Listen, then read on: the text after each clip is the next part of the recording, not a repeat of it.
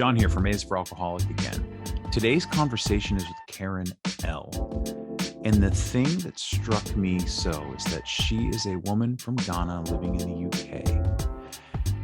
And how similar, strikingly similar, our stories were and are.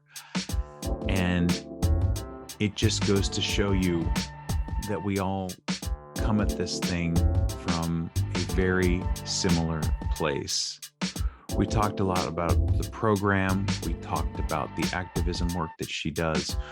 We talked about getting sober, trying moderation, and getting past the roadblocks that so many of us have when finding a program that works for us. So, without further ado, here is my wonderful conversation with Karen L. Karen, thank you so much. I appreciate you doing this. I appreciate your time and your willingness and all of those good things that we come to find in this particular program that we share. And so the first question I like to ask people is, what is your first memory of alcohol? When do you first remember encountering it? Maybe not as your first drunk, but even as something that you were around as a child. Yeah, first of all, thank you so much, John, for asking me to be of service.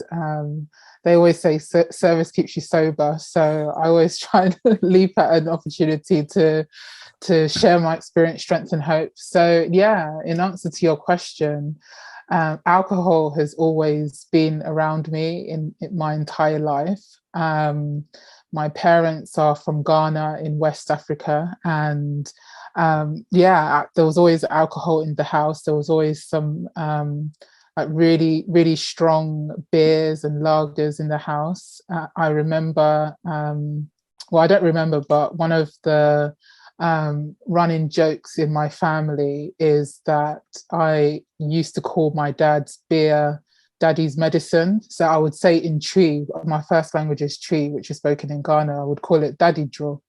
And daddy draw means daddy's medicine. So I would always call my dad's lager his medicine. And I don't know where that came from. Maybe I think maybe I was asking my mum where that came from once, and she said something like, that's just, I would ask what it was that my dad was drinking, and that's what he would say, it's his medicine.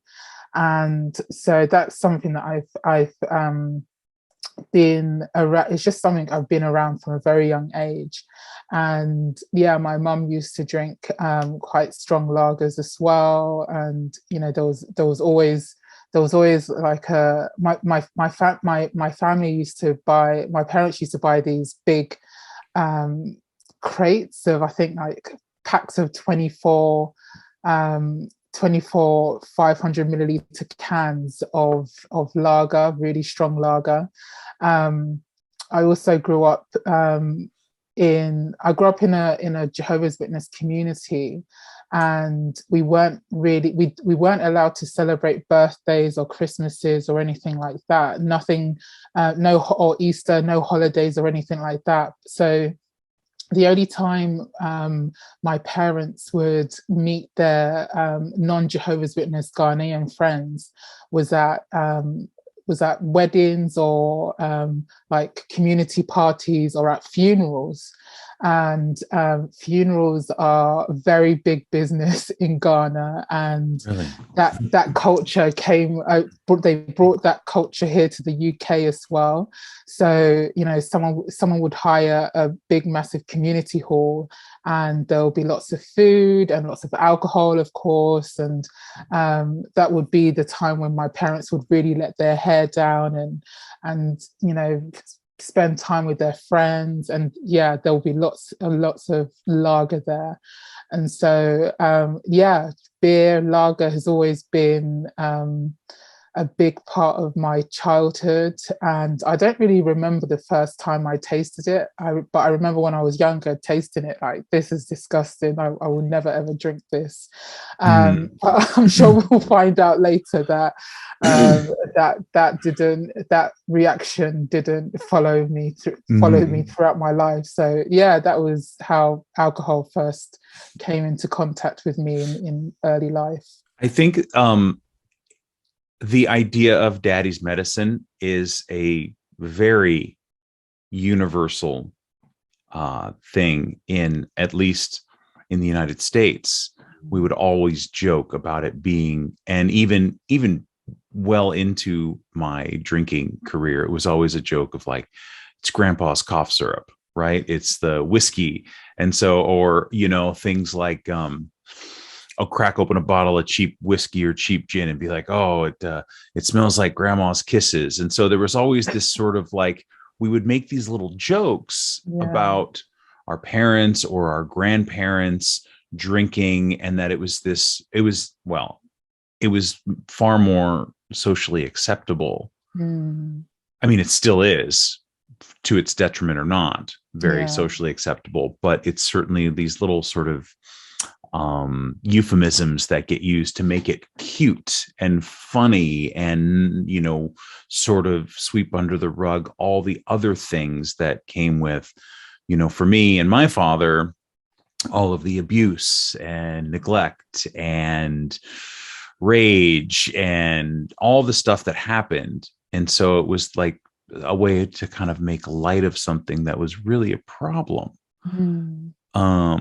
But yeah, it's interesting to hear you say that. So you had your first drink. I don't know what age do you remember? Like when you were like, that's nasty.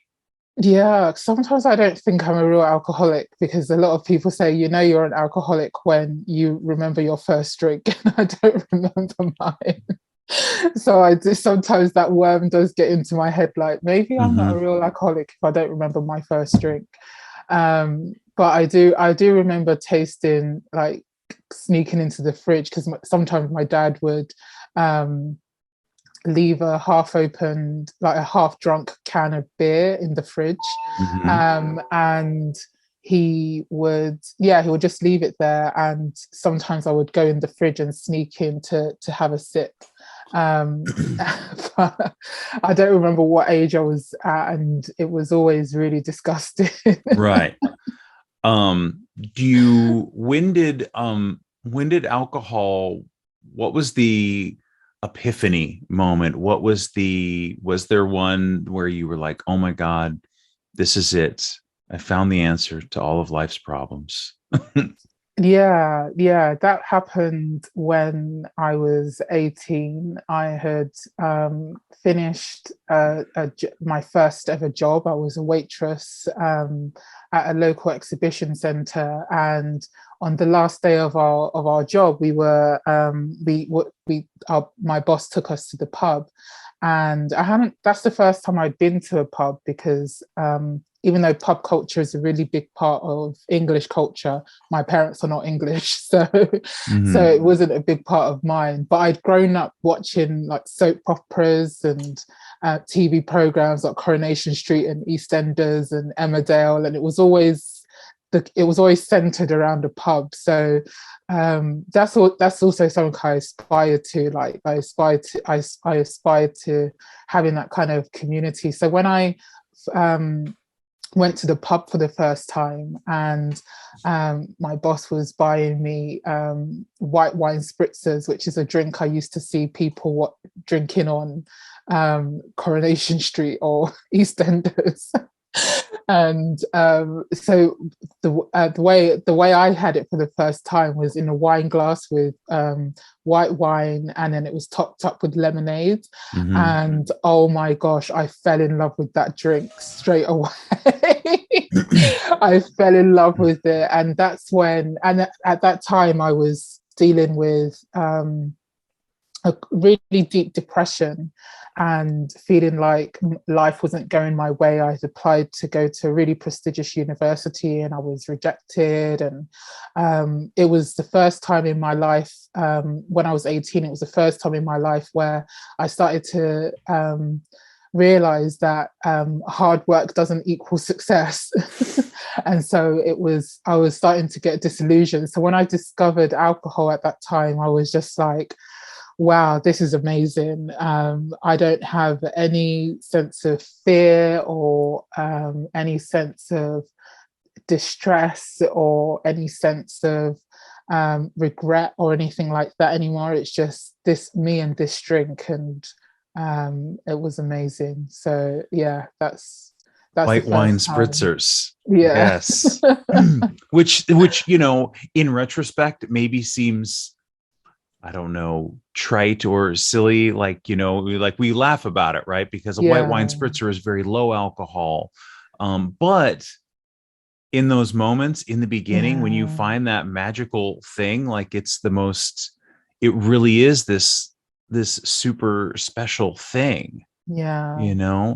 And it's I'm thinking there's an episode of The Simpsons where Ned Flanders, who does not drink, gets really loaded on white wine spritzers, and he goes crazy and has this whole thing in Vegas. And but it's that's the joke, but it doesn't really matter what it is. It doesn't have to be a bottle of whiskey or anything like that. It's one of those things that we later come to find out it's really insidious. That something as light as a white wine spritzer could be the thing that led you on a completely different path. And so everything's great now, right? You don't have to worry about it. You're not concerned about the rejection from the university, and life is good. Yeah. I mean, life was like, it was just good at that particular moment. That's the thing about alcohol, is that the effect doesn't last very long. So, and that's an interesting point. And this is something I've thought about a lot, is this seeking behavior. And that we as alcoholics are always looking for the next high, the next drunk, the next feel good moment. And I know too that for me, that seeking behavior has drifted into my sobriety and manifested itself in eating, shopping, in all kinds of other ways too. And so that's an interesting point that you bring up, that it was like in that moment. Exactly. In that moment, everything was fine, but afterwards it was not. Right. And how long did this go on for? Was there did you find that there were repercussions other than not feeling the good feeling? Like, did you come into contact with legal issues or social issues? Well, my consequences were not very extreme at first, and then they did become quite extreme. So like I started drinking at 18, which is the legal drinking age here in the UK. So I always thought, I was very straight and narrow. My parents were I was from a respectable family. I was going to go into a respectable career. And actually for a very long time, I didn't actually know that alcohol was my problem.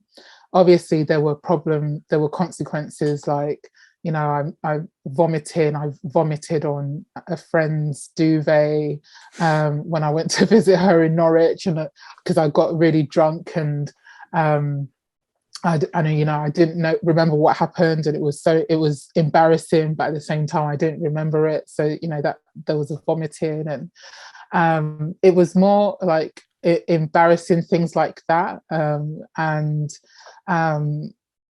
so just the usual things like that. And it made me all it did was make me think, oh, I just need to learn how to manage my drinking better. And also I felt like it was part and parcel of growing up, because I grew up in a very sheltered environment, but that's what I saw in the media, that, you know, people get drunk and then they vomit. And so it's kind of, you know, it's kind of part of growing up, and A rite of passage. yeah, it's a Yeah. rite of passage. It's part of part of university life and things like that. Um, but then I started working. I'm not really good with time, because I discovered in sobriety that I have ADHD. So in terms of like how long things took on when things happen, I'm not really good at that. But in February 2008, I started working in a bar, and it was just like access to alcohol all the time. And it was so much so that I had left home by then, and my I was estranged from my family because of our differences in terms of religion and things like that. I had left the religion, so I was on my own for the first time, and just like feeling free and going wild, and it felt like a sense of liberation to me. But you know, I would end up waking up in people's beds and going home with guys, and not knowing how I had ended up there, and experiencing what I now see as sexual assault.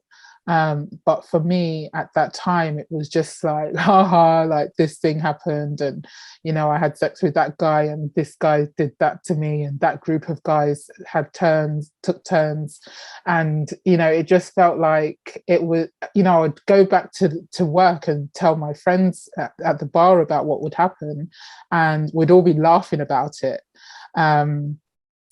And it was, so I didn't see those as things as consequences. It was just me, you know, sowing my wild oats, as it were.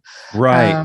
Yeah, Right. so it's very scary when you think about it now, but those are the kind of consequences. And also, just I was at university at that time, and I just wouldn't be able to turn up to class and do my essays. And but I always blamed that on my depression and anxiety, and later on trauma from the sexual violence and from leaving a high control religion. I didn't relate that to alcohol at all. That's how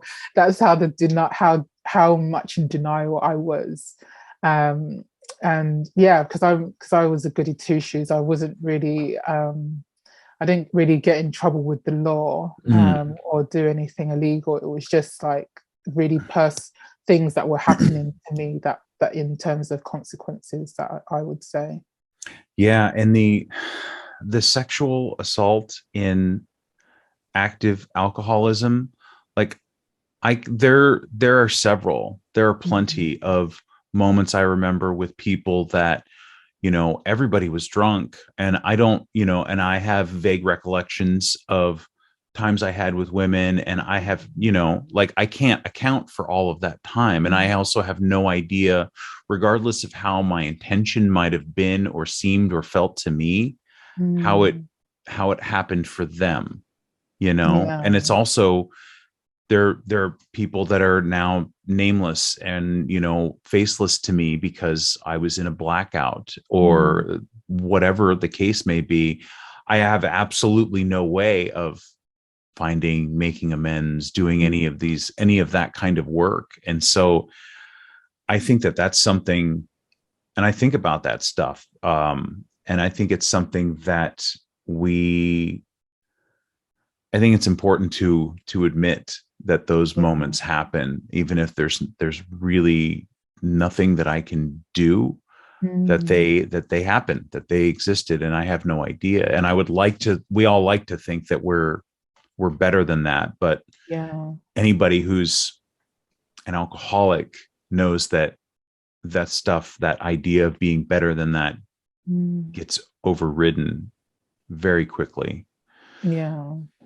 So it's just another good reminder for me that there's other people on the side of our actions when we drink. Yeah. It's not just us. Yeah.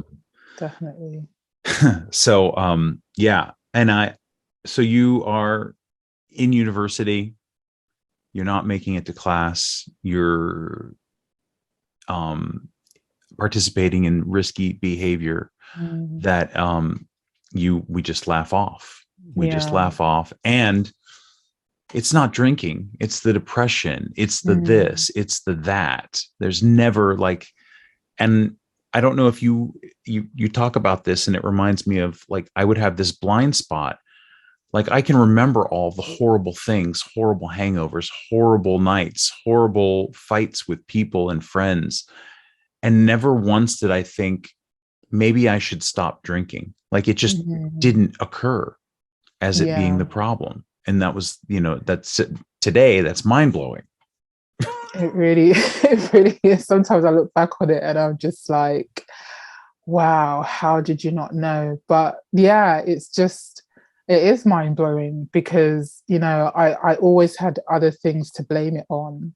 And it was, that the passage in the big book from Acceptance is the Answer, where he says, if you had my life, you'd drink too. I thought alcohol was my medicine, because my antidepressants weren't working, and I know now my antidepressants weren't working because I was drinking. But even before I started drinking really heavily, my antidepressants weren't working, and I wasn't getting therapy because I was told that, even though I had told the therapist the trauma that I had been going through, they basically said, you're not really mentally ill, you're just having problems adjusting to uni. So I think on a subconscious level, I took that as a challenge. It felt like they were throwing down the gauntlet and saying to me, prove how fucked up you really are and how much you really need us. It took me, even though I live in the UK and we have a nationalised health service, it took me 5 years to get therapy on the NHS. And because I wasn't getting the help that I needed, alcohol felt like the only way I could stay alive. And to be very honest with you, I'm so glad that that's the choice I made, even despite all of the horrific consequences. I'm so glad that that's the choice I made, because I wouldn't have been able to survive if it hadn't been for alcohol shutting down all of my emotions as a result of all the trauma that I had been through. But yeah, it definitely wasn't something that I identified as a problem. Yeah. And so in that too, alcohol works until it doesn't. And so I think that's a thing to remember. Not that I would be saying it's a good idea to drink to cover up your emotions, but if you're not capable, available, or ready to cope with them, right? That's why we seek this thing out. And then you go, oh, okay, I can manage this. Oftentimes not very well, but I can manage it and use it to not feel the things that I can't deal with. Exactly. But so this goes on for the entire time you're in university. Yeah. When does it start to, when do you start thinking about looking for sobriety as a solution? So I started thinking about it in 2010. So this was like, I date my really heavy drinking from 2008, because that's when I started bartending. And so by 2010, I was about to lose my job, because I was I wasn't turning up to work drunk, but I was drinking at work, and just getting really hammered while I was on shifts. And customers were complaining about me to my manager, and I was on, verbal warning, written warning, final warning, and it was really bad. So, but this bar that I was working at was my friendship group. It was my community, and I knew that if I got fired, I wouldn't be able to come back and have discounted drinks. So I was like, I need to protect this source of alcohol, so I'm gonna resign instead. That is true form alcoholic thinking. I was a bartender for 12 years. I understand completely. Yes, Yeah. yes. I had it down to a science. It was one shot Mm, about every 45 minutes. That's what I could manage and have mm, fun and not black out. Although ultimately I'm on the phone with the owner because I'm blacked out drunk on Jägermeister and I can't get the yeah. alarm to set properly. And anyhow, yeah, so almost losing your job, you Yeah. decide to quit so Yeah. that you aren't ostracized from the community of, and I don't imagine they were all alcoholics, but like that's your friend group, right? That's Yeah. Yeah, I um mean, I can't diagnose anyone, but yeah, it's a alcoholism is a self-diagnosed illness, isn't it? mhm. But it's just really funny because before that happened, I had been found collapsed on the street with vomit on me, like unconscious, and someone had called an ambulance, and I ended up waking up in the hospital. And that wasn't the thing that got me to think about my drinking. It was the fact that I was about to lose my source of cheap alcohol. That was the thing that started me thinking um, about my drinking. And then, I realized that by at 2010, it had to be the whole of my university career lasted 7 years, even though it should have only taken 3 years. So in 2010, I was probably on, repeating a year, repeating an academic year. And so I thought, yeah, maybe this is a good opportunity for me to actually focus on university. And so when I quit my job, I realized that I just couldn't stop drinking. So I decided to go to my local drug and alcohol service, and they had like nice services like ear acupuncture, and they also gave me a leaflet, an AA leaflet, and I saw the G word, the on that leaflet, and I was like, I have just left a cult. I'm not about to join another one. Mhm. So Yep. that was it for me. And also when I went to the drug and alcohol service, I would see people who, you could tell that they had lost everything as a result of alcohol, homes, possessions, money. They probably didn't have any of that kind of stuff to begin with. Whereas I was at a good university, wanting to, on my way to becoming a corporate lawyer. I'm an African woman from a respectable family. I do not belong in this place. So I concluded that my problem was just trauma, and that all I needed to do was get some therapy and I'll be fine. So, so yeah, that's when I first started thinking. I wasn't thinking about sobriety at that time. I was thinking of moderation or learning how to moderate. So Mhm. How did yeah. that go? Trying to How did that go? I mean, well, I'm sitting here now, aren't right. I? But Were there attempts at moderation? yeah, there Yeah. were. So for one thing, like I was smoking. I had started smoking around like 2009, and pretty much immediately, like smoking nicotine, like cigarettes, and pretty much immediately, I just didn't want to do it. So around 2010 as well, I was on the journey of trying to quit smoking, and some of the things I would hear people say was, when you're trying to quit smoking, maybe try and not drink, because drinking is a trigger to smoking.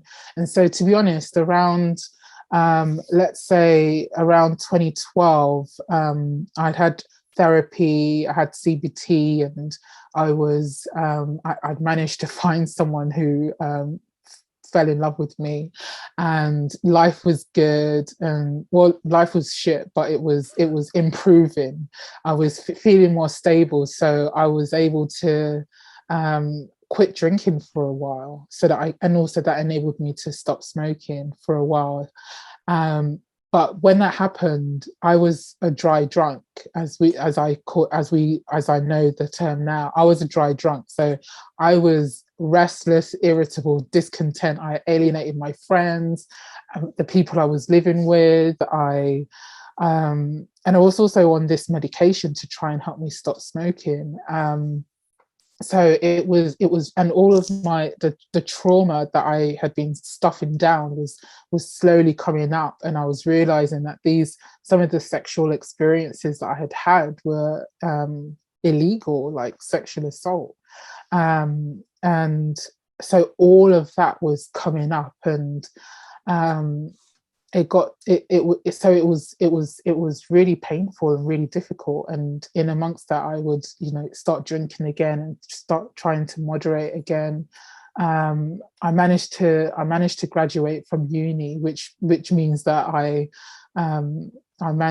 managed to have some time without drinking. But as soon as uni was out of, as soon as my degree was under my belt, that was it. I was off. I was drinking, and trying to work and drink it. It was just hellish. And so I did try and moderate, but yeah, it was, and consequences were a lot different, because to be honest, I was drinking less than I was when I was bartending, and I felt like I was drinking like a lady, because I'd switched from like snake bites to white wine. I don't know if you have snake bites in the US. So, we thought this was the coolest thing when we were kids. So I think a snake bite, if I'm not mistaken, is half cider and half Guinness. Is that correct? So I think we have half cider, half lager. Okay. And then blackcurrant. Oh, so I think we would call that like a shandy or something here. I think, I don't know, but yes, I'm aware of that. Yes. Or having fun little experiments, but you have weird leftover liqueurs. You're like, oh, I'll just pour a little bit of that in my Budweiser, and all of a sudden I've got a fancy new drink. Yeah. Just the amount of bizarre concoctions, and I'll share one with you really quickly. My buddy Jerry and I, we used to hang out and drink all the time, and there was some moving or something was happening, and he had this big bucket of margarita mix in the freezer, and it was supposed to be left in the freezer. I don't know what party this was from. So for some reason, we had a big bucket of margarita mix. We had a bottle of 151 high proof rum, and we had a bottle of Ruby Red Squirt grapefruit soda. And so we dumped the 151 in the frozen margarita mix, stirred it up, put a little Ruby Red Squirt on top. We called them fancy lads. And we were just, and so it was like, it was terrible. It was disgusting, but it was what we had available to us. Yeah. I mean, I know that's not a snake bite. It's a real drink. And that's some terrible stuff that we made up in the kitchen. But yes, I am aware of those things. Yeah. So yes, you were drinking like a lady at this point. Yeah. So I discovered white wine, and actually, I was my ex at the time. His mum used to drink red wine, especially Chilean wine. So then that became my drink. I'd only drink Chilean Merlot, and so I felt like I was a real lady. And then I would buy a bottle of wine, and then I would run out. So then by that time I didn't really care what I drank after that. So it would, I'd go out and to the off license and buy like 500 milliliter cans of lager, whatever the cheapest lager was. And I have like 4 of those on top of the bottle of wine. Yeah. Well, because that first bottle of wine, for me at least, it was like that was just the warm up. That was just the baseline. That was fine. That was normal, for me. And if people didn't understand, it's just because they didn't need as much as I did, right? Like that was my whole thinking. So yeah, I'm gonna have a bottle of wine, and then I'm gonna need a little bit more because I'm not done. Yeah, exactly. And how long did this last? like this, drinking like a lady? Right up until the end of my drinking, actually, I got sober on 28th December 2018. So Congratulations. thank you. By the end of my drinking, it was I even had become more refined. So instead of topping up with beer or lager, I would top up with those little cans of gin and tonics. Ooh. And gin and tonic is like really, it's like the ladies' drink in the UK. So, I'd top up with like six or like four, 5 or 6 of those little cans. They're like, Mm-hmm. I don't know what the volume is, but then the last drunk I had was 2 bottles of wine, and I actually bought 2 bottles of wine all in one go, and that was the new thing for me. Normally it was, one is going to be enough. Oh, one is not enough. Oh, I'll go out again and buy some cans of gin and tonic. But on that night, I realized that that's not going to be enough, so I might as well just buy 2 bottles of wine. Mm-hmm.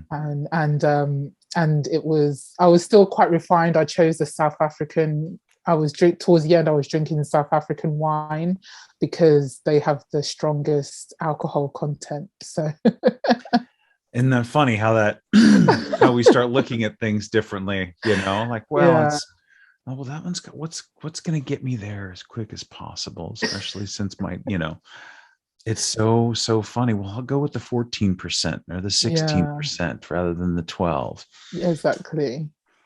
So on that last night, what was the moment of clarity? Or when did that come? Well, to be honest, the moment of clarity came before that last drink. Basically, I'd been going to AA for like since that February, and I had broken up with my partner during that time. Between the first time I started going to AA and my last drink, I had broken up with my partner of 6.5 years. I'd moved house twice. I was facing redundancy at work. I'd done all these job interviews, none of which were successful, mostly because I was turning up to the interviews hungover. Um, and one time I was like over half an hour late. Um, and I realized and I need to do something here. So I found a sponsor, and she was like, okay, well, yeah, you start calling me every day for 2 weeks. And I was like, shit, I've gone and done it. I've got myself a sponsor. Like this is it. So I just went and got those 2 bottles of wine as like a farewell drink. Got it. Okay. So you were going to AA while you were drinking. Yeah, oh my gosh, yes, I was. Okay. And Yeah. so was any of that starting to sink in? Was it ruining your drinking? Because I've also heard this, that getting a little bit of AA in your head will really ruin your drinking. Yeah. Yeah, I mean, it wasn't really AA that ruined my drinking, because I was like before I went to AA, like let's say around, I don't know, like so started going to AA in 2018, but a few years before that, I went missing during a blackout, and was sexually assaulted again. And that's when I realized that, wow, I really need to do something about my drinking. And even before that, I had realized I need to do something, because I just couldn't hold my wee. I was just pissing myself all the time, when I was drunk. And I went and got checked out, from my GP, and I found out that I had some gynecological issues going on, that and my GP suggested I stop drinking for 30 days, and I just couldn't do it. And that's when I realized that, oh my gosh, I think I have a problem, because I can't stop. um, and um, and so then, the sexual assault happened again, and I was having therapy. By that time, I'd had loads of therapy already, and trying to deal with the trauma that way. But I was still drinking. I would go to therapy, and then on my way home, pick up some wine. And that's when I discovered the new sobriety movement, and how sobriety has basically been co-opted by capitalism. But that's what really got me into sobriety, because I still didn't think I was an alcoholic. I still didn't think I needed AA, because I had lost everything. And AA in my head was a cult. So I did everything. It's impossible to do everything, but I tried so many different things, like reading sober literature, buying online courses, listening to podcasts, going to events. I tried so many different things. A lot of these people were quite against AA as well, and I really internalized the ideas that they had, but none of the stuff that they were offering was working for me. Which was just like, oh my gosh, therapy's not working, sobriety, like the sobriety movement, new sobriety movement is not working. Like what like, I just felt really, really hopeless. And it's like the AA literature says, a sense of incomprehensible demoralization. And so my friend suggested I go to AA, and because she's a friend who I really respect and admire. We're aligned politically, part of the LGBT community as well. So that she managed to convince me to go. So by the time I'd gone to AA, I already had in my head, this is not going to work, because all of the stuff that I'd been reading beforehand was telling me that AA is not going to work, because it's like this, it's a Christian patriarchal religion that is not trauma informed. It's just full of white people, and there's no therapists, and it's not professional. And so that's the idea, that's the thinking that I brought into AA. All of those things could be said about AA and be somewhat accurate. Yeah. And also, that's not at all. Like those are all valid concerns and complaints and roadblocks that I think sometimes people put up. But I have seen it, it's like I had a friend, and she's a big Morrissey fan, and I'm sure you know who Morrissey is. And I remember she was talking about quitting drinking and getting over it. And like I said, I'm going to send you this book. And she said, but it's all about God. And I said, look, here's what I want you to do.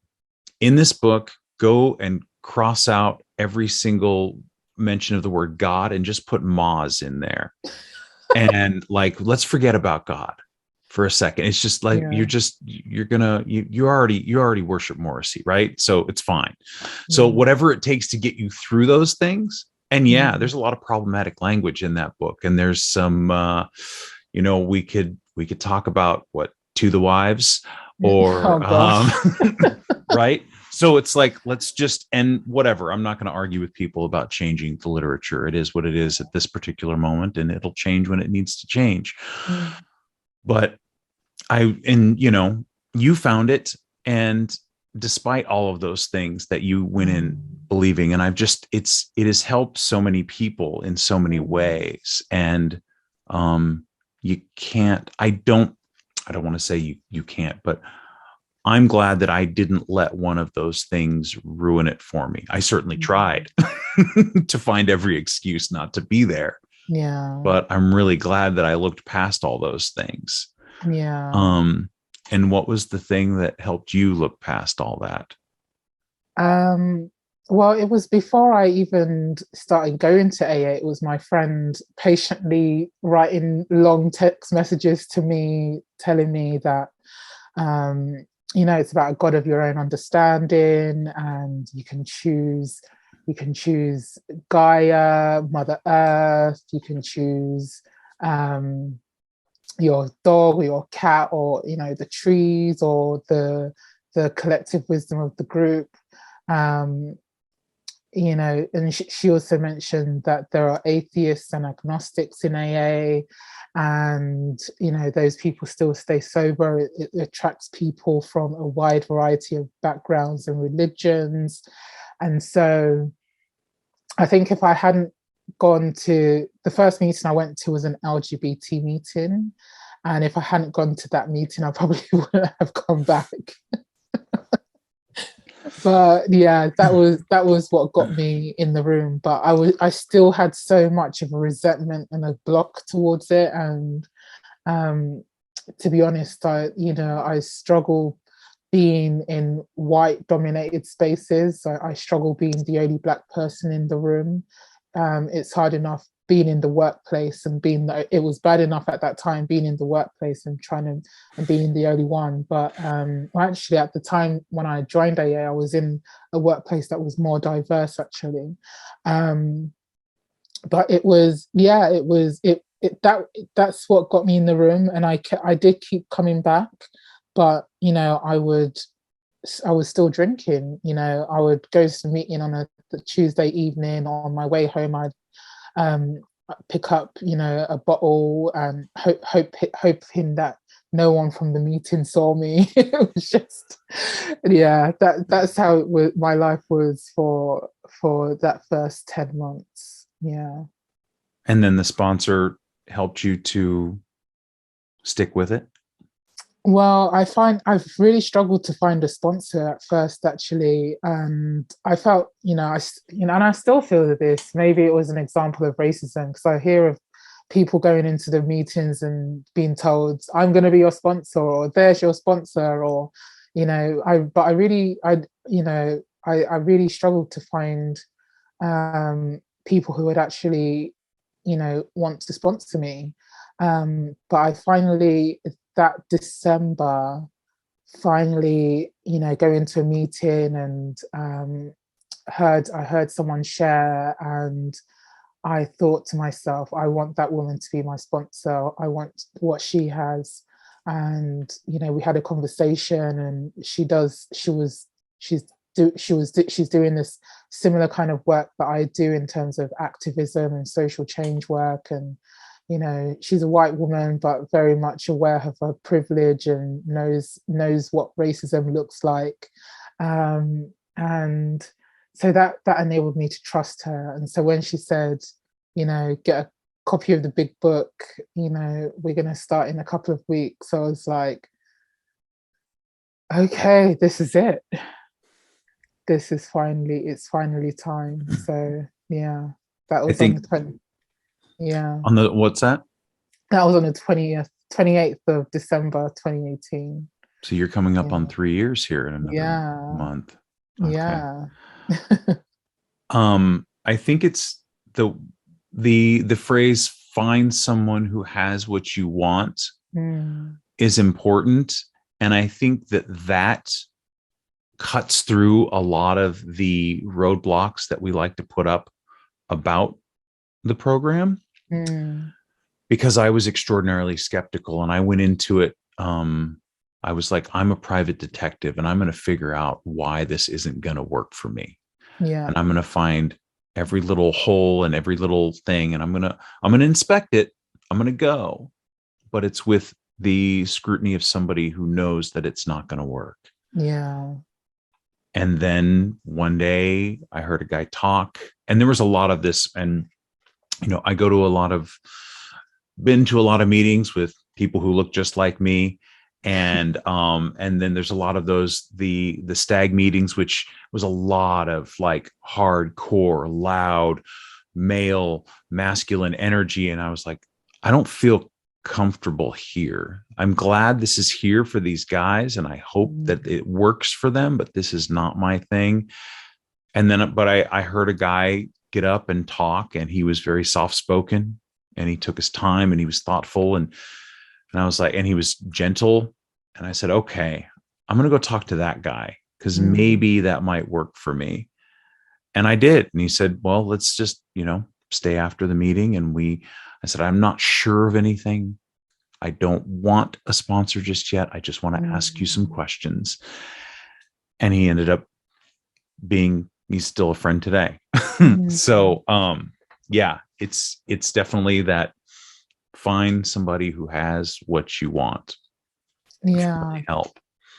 That's what I say to women now, because yeah, so I see women sharing in meetings, I need a sponsor, so if anyone's sponsoring, contact me. Or on Zoom meetings, they'll post in the chat, I'm looking for a sponsor. Or they'll write that in the WhatsApp group, I'm looking for a sponsor. But for me, it was really important to find someone who has, like you said, has what I want, and has, and that was advice that was given to me, halfway through that, partway through that first 10 months of trying to find a sponsor. It was, looking, when you hear someone sharing, look into her eyes, and if you see recovery shining in her eyes, and you find that really attractive, then ask her to be your sponsor.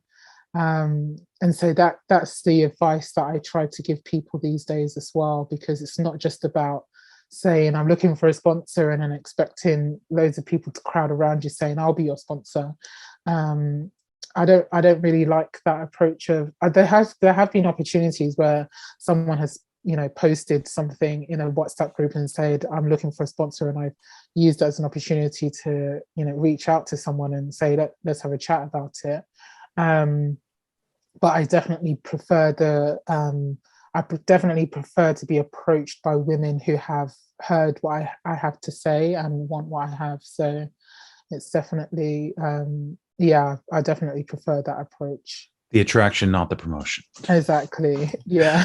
um yeah, and another thing, that a friend of mine's dad, who has 30 years, and he would say things like, look, man, you don't have to marry the guy, and if it doesn't work, go find somebody else. Because there's Yeah. always this sort of, and rightfully so, it's a very terrifying experience in the beginning. You don't know what you're getting into.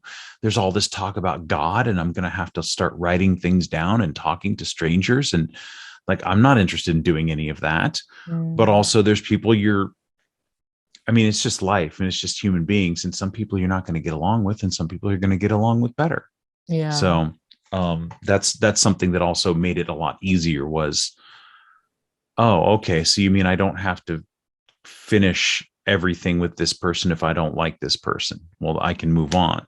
Which is not to say, John, that you don't have to do the work, and you can't use that as your new excuse for not doing it. But exactly. So 3 years on, coming up on 3 years. Yeah, right? coming up on 3 years. How does that feel now? Oh, that is such a good question. To be honest, the reason I came to AA like you was to find all the reasons why it didn't work. I saw the new sobriety movement and how, capitalism has gotten into it, and I wanted that. I wanted look at me, I'm 1 year sober and I've got an engagement ring, and I've got nice skin, and I've lost 3 dress sizes, and I'm earning lots of money. So when my first year came around and I hadn't lost 3 dress sizes, I wasn't wearing an engagement ring, and I didn't have a really high paying job, I was like, fuck, this doesn't work. This sobriety thing doesn't work. It was, and it was funny because actually I got my dream job in my first 5 months, and I was earning more money than I had ever earned before.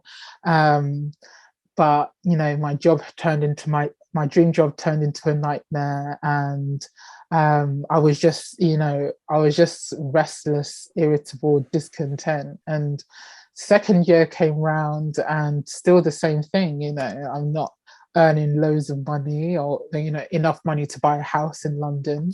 I haven't got an engagement ring, and I'm not 3 dress sizes smaller. And so I first came into AA because I wanted to, I don't know, be part of the movement and write a book, be part of the sobriety movement, like the, influencers, and write a book about a Black woman's experience in recovery, in sobriety, and how AA doesn't work for us Black women. But here is a program that does. I don't know what program was going to work because I was still drinking then when I was fantasizing about all of that stuff.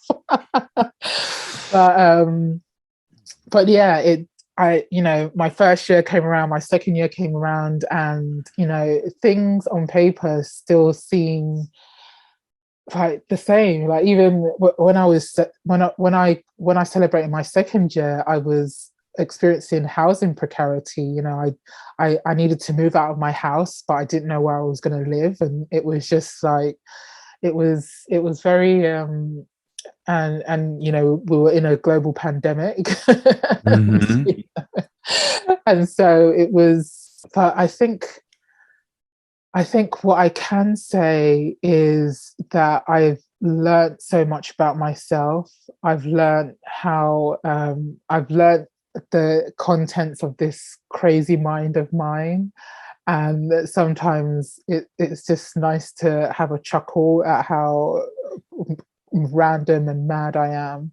But it's also really great to be able to know that I can deal with some of the most challenging life experiences that a human can experience and not pick up a drink. Mm-hmm. For me, my saving grace has been of service. So I set up, before the pandemic started. Actually, I set up a WhatsApp group for Black women in AA, and I would just like collect the numbers of Black women that I saw in meetings. And then the pandemic hit, and then we all went on Zoom. And then one of the women that was in the group was like, "Hey, let's start up a meeting." So now we've got a meeting for Black women, an AA meeting for Black women, and I think it's the first ever meeting for Black women in the UK. And as a result of that, I've seen the BIPOC fellowship grow up around me, and there have also been, even before the pandemic started, there were BIPOC meetings in the US as well, and so being able to be plugged into that, into those communities, whether it's just by AA BIPOC meetings or all recovery meetings, it's just been really, really eye-opening. And also being in all recovery meetings, it has helped me understand different layers of recovery that I can potentially be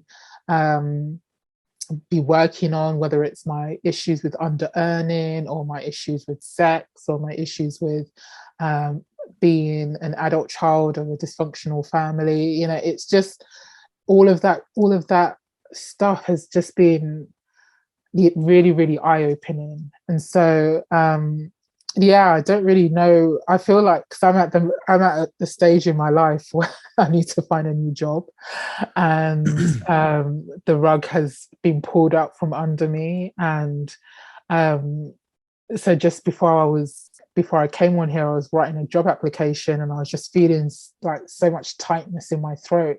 That's the feeling that I used to drink on. I used to interpret that feeling, oh, that's a craving, that's something I need to drink. But I can feel that sensation in my throat, and just allow it to be there. And sometimes, I will pray to God and say, let me know what this sensation is. What is this feeling? What is this feeling that I need to digest and metabolize? And yeah, the miraculous thing is I believe in God now, which only started happening earlier this year. And before that, I was using other things as my higher power, like Mother Earth and my ancestors, and those are all part of my conception of a higher power. But I'm now able to use the G word now and feel comfortable about it. And it's only because of the miracles of this program, and and the fellowship and hearing people share their experience, strength, and hope around what God means to them. And it's not necessarily a colonial white bearded sky daddy who is gonna, destroy me if I masturbate. But it's like a genuine feeling of connection with a power greater than myself, and that it ebbs and flows, but it is great to feel that serenity. I couldn't put it better myself. And I'm happy for you. I mean, that's an amazing thing. I'm still trying to find that in, my, what is, I imagine, a very nihilistic and often fatalistic way of thinking about the world and life. And, is there any meaning? And maybe it's all just meaningless. And those are things that I deal with. And still, regardless of that, I've been able to piece together at least some vague notion of that higher power. And I'm so glad that you have that, because it shows. And in just the way that you talk about it, it shows. And so it's definitely, again, find somebody who has what you want and go talk to them. Exactly. Where can people find you and find these meetings if they're interested in these meetings? What's the best way of contacting you or reaching out? Yeah, so I'm on Twitter as @BlackGirlSober. I think that's my handle. And and Instagram as well. Okay. And yeah, you can find me there. And yeah, there's a whole world of meetings, especially for people of color, especially for queer people, especially for atheists, agnostics, free thinkers. There's just a wealth of AA meetings, 12-step meetings for us, by us. In the big book, the chapter called A Vision for You, it's about creating the fellowship you crave. We are creating the fellowship we crave. And so, if you go to a meeting and you hear them say the Lord's Prayer at the end and it really pisses you off, come and find us so that we can, because that is another thing. Like we don't do that here in the UK, say the Lord's Prayer after the meeting. But really, yeah, we don't do that in London. At least in London, we don't do that. But it really boils my piss when I hear people do that. But yeah, there's a fellowship for us, for those of us for whom that's a barrier. So yeah, find me. Okay. Yeah, I just started getting over it. I was like, okay, they're just doing the Lord's Prayer. My favorite is there would occasionally be the guy who'd be like, who puts the fuzz on the peaches? Lord. And that was my favorite part. And so it was, yeah. So yeah, that's great. That's awesome. That's exactly what we need, because God, I would go to one meeting and I would hate it. And I was like, well, just go to another one. And then I would hate that one. And it was like, well, just go to another one. And ultimately I found several that worked for me. And so I think it's important, especially for people who don't look like me, which is who AA was originally made for, right? Yeah. Regardless of what the wording might be otherwise, or be told otherwise. So, Karen, thank you so much.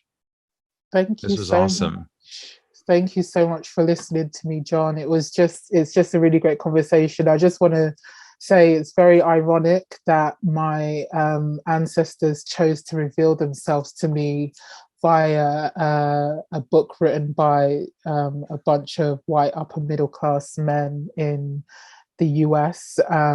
But that's how I've been able to connect to my ancestors and my spirituality that was taken away from my people as a result of colonialism. So it just feels like, for me, you know, as the program is all about honesty, open-mindedness and willingness, and that's what has really supported me and helping me connect to myself and who I really am. So thank you so much for all your support, and yeah, I really enjoyed this conversation. Thank you. Thanks again for listening. Our music, as always, is by Neglect. You can find more of his stuff at neglect.bandcamp.com. And you can find us on all social media platforms that matter: Instagram, Facebook, and Twitter. And you can reach us at aisforalcoholic@gmail.com. Talk to you later. Yeah.